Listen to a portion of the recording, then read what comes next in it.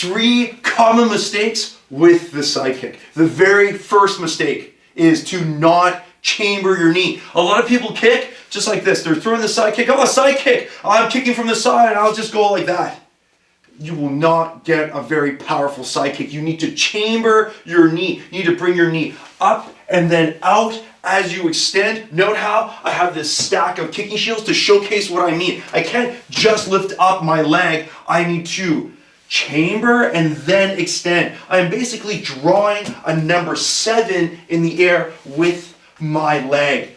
The next mistake is that I want to aim with my heel and not with my big toe.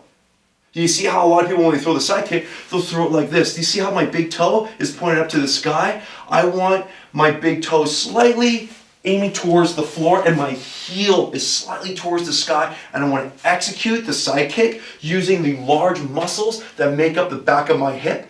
I'm using my gluteals. So do you see how my heel is slightly up to the sky? The third most common mistake when people are throwing the side kick is that we're not pulling our toes. Now, what do I mean by that? It means that when we're kicking, my foot is just floppy. It's just floppy like this. What you want to think of is that when you're throwing a side kick, you are trying to go and crush a pop can with one stomp. So imagine if there was a pop can right here and I need to crush it with one stomp. Do you see how I'm lifting up my knee and I'm stomping down?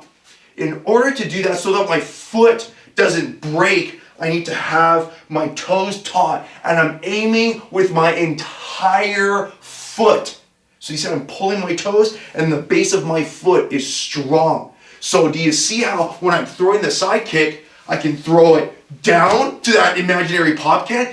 I can throw it to this invisible opponent's knee, or I could throw it here onto their sternum. But what you want to imagine is that there's a pop can growing out of that sternum, and you want to kick so hard that your foot would break if it made impact. So what does that mean? It means that I need to go and make sure that the base of my foot is as strong as possible, and I have structure in the base of my foot, in the sole of my foot, and it is not just floppy.